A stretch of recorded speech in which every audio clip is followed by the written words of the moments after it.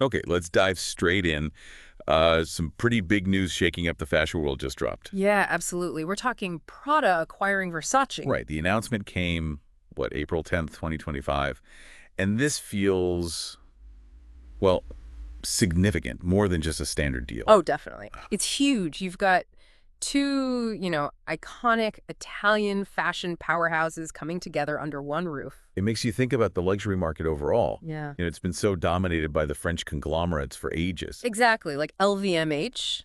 This feels like maybe Italy is making a big strategic play here, creating a stronger Italian counterweight. So let's unpack Prada's side first. Yeah. From what we're seeing, they've been on a pretty good run lately. Absolutely. They had a really strong 2024. Revenue jumped, what was it, 17%? Wow. Yeah, and a lot of that buzz apparently was around Miu Miu. It really took off. Okay, so Miu Miu's success kind of shows Prada knows how to capture the moment, right? Mhm. They have momentum. For sure. It proves they've got their finger on the pulse, which, gives them a solid footing for a move like this. So things are going well.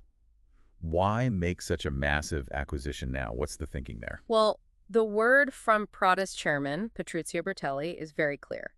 Versace stays Versace. They're not planning to dilute that iconic aesthetic. Okay, so no merging into one generic look. Not at all. It seems the real strategy here is about efficiency, leveraging Prada's operational expertise, think supply chains, distribution, that sort of thing, to boost Versace. Right, the behind-the-scenes stuff. Exactly, making things run smoother, more efficiently on a global scale. So it's like keep the unique creative spark of both brands, but use Prada's machinery to help Versace grow bigger, faster. You got it. Synergy, not sameness. That seems to be the core idea. Maximize global potential together. Okay, let's flip that. What about Versace? We heard they've been facing some financial challenges. That's the impression, yeah. They've had a tougher time recently, economically speaking. So for them, this could be a real lifeline. A revitalization opportunity. Precisely. A chance to tap into Prada's stability, their strategic thinking, and hopefully, reignite that growth path. Makes sense.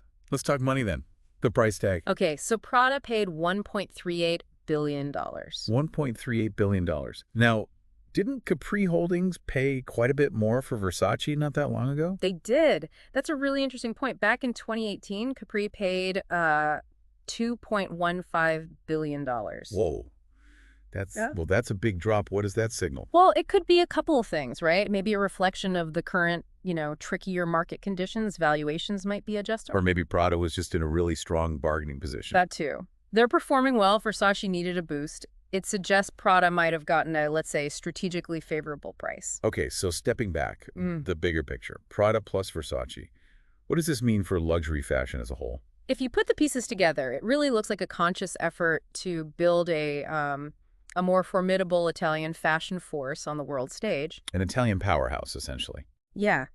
You're blending Prada's kind of minimalist elegance, that intellectual vibe, with Versace's super bold, vibrant, almost rock and roll flair. That is a fascinating mix. Yeah. Could it actually challenge the dominance of, say, LVMH or Kering?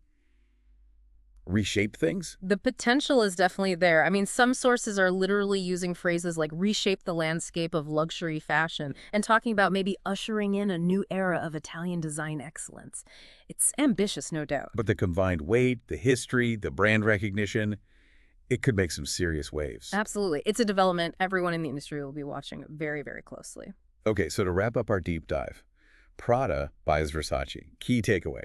A major new Italian fashion group is born, potentially shifting the dynamics in the global luxury market. Exactly. And maybe something for you listening to chew on. Yeah. How will these two, very distinct creative worlds, Prada and Versace, actually influence each other now? Right. Will they borrow from each other? Will they stay completely separate? Yeah, what new kinds of luxury might emerge from this combination? It's going to be fascinating to see how it all plays out.